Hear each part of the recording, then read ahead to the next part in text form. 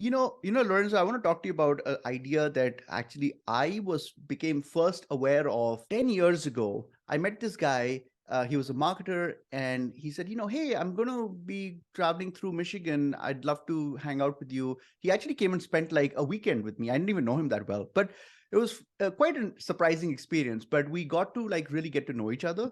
And um, I asked him, like, I said, what do you do, and how do you make money?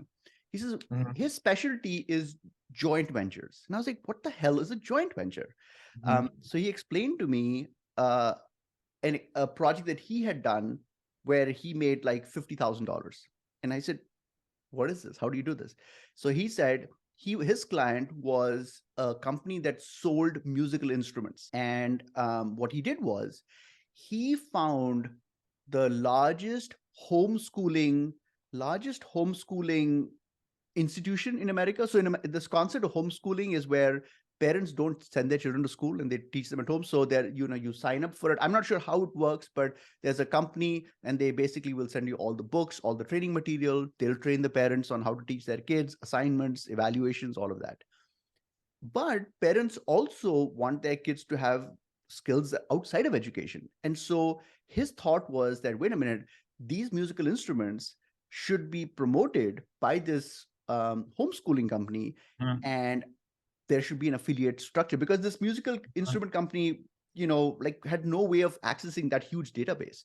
So he brokered a partnership, and he basically went to the homeschooling company and said, listen, this is beneficial to your customers, and it's on brand for you, Mhm. and it's an extra way for you to monetize your already monetized audience. And so the idea was that, and I don't know how they actually pitched it to the maybe to people, maybe it was through email. So the email that this educational company sent to 500,000 parents that were part of their network was kind of like started with, like, like, we think education is important, but we think it's really important to, for kids to have other, skills. And we have a partnership with a musical instrument company that sells, these 5 or 6 musical instruments. And then on the back end, for all sales that were generated, it's like a classic affiliate thing. On the back end, all the sales that were generated, the musical company got, the educational company got a cut out of it. And this guy also got an affiliate fee, and he ended up making $50,000 in this thing. The reason I'm sharing this is because I think there are lots of specialty direct to consumer brands where, like, if I'm selling an air purifier, I sell my air purifier, there's no further monetization. If I have a new model, then yes, I can pitch that. What are the chances that someone's going to buy a new model? I can expand my product line and say, okay, well, let's make other home appliances. And that's a complicated, capital intensive thing. So there are a lot of these DTC businesses that have done that one. They have just one sale business model. And if you can kind of reach out to them, and especially with something related, there may be an opportunity for there to be something, that to be joint venture kind of idea like this. So anyway, this was the concept, and I want to actually point out a book I'm reading. It's called Propaganda, Okay. um, by Edward Bernays. He's the inventor of public relations. It's a very controversial book because propaganda has a very negative term, but I am actually finding it quite interesting.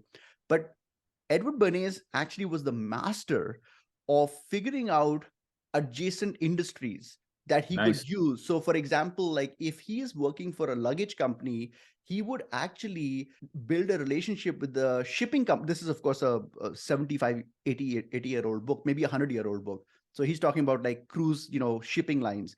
So he would have a relationship with the shipping company where they would create brochures of all the dresses you need to carry to be on the ship, and that would help sales of the suitcase company because you would have to buy the larger suitcases. And I just thought it was a very clever way of doing it. People call that manipulation. I don't think it's manipulation. I think it's just clever marketing. But what do you think about this idea of joint ventures? Yeah, so first of all, I love the idea because you basically get a brand new income stream that you didn't have before, pretty much without any effort, just by leveraging the it's kind of like a real estate play, right? Like this is what Ryanair has been doing, for a long time, Oh, right? really? Like, yeah, like Ryanair is a super popular here in Europe. And what they do is when you go on a flight, they always sell you, like, start selling you products that, for example, like the lotto tickets or, Oh, really? the loan or a bunch of other products. And that's pretty much like an affiliate play because, they don't buy the inventory and then like resell it, right? Yeah, sure. Maybe this is a reseller. But in another example of this, Rishi, is if you go on Amazon to any furniture product that they sell, okay, below the call to action, add to cart, you see two upsells. You know what those two upsells are? Insurance or something? Exactly. And Amazon does not deliver the insurance. Like they don't offer insurance services. This is a partnership. This is a joint venture with an insurance company. And all they do is they place the offer there.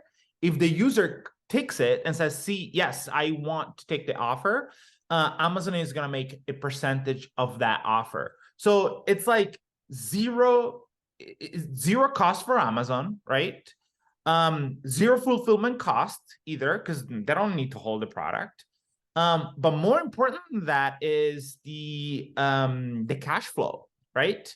Because e-commerce, the biggest hurdle and problem that e-commerce businesses have is they have to hold inventory. So cash flow is always a problem. By now introducing a new income stream where the cash flow is very strong, it helps the cash flow, is a great way to even like buy more inventory in advance because now you have more money in the bank. So really, really love this tactic. I think more DTC brands should definitely use it. Awesome. Well, if you like ideas like this, I'm pretty sure these are not things that you would find on a how to improve conversion rates Google search. So I'll put an example of a screenshot of a product on Amazon where you can see that in action being implemented straight away. awesome. Well, that's great. If you like ideas like this, and if you're seeing the two of us for the first time, we are two junkies who love thinking about conversion optimization. We share ideas every single day. If you're interested in a daily dose that makes you smarter, please subscribe or leave us a comment. And we will see you again with yet another episode. Take care. Ciao.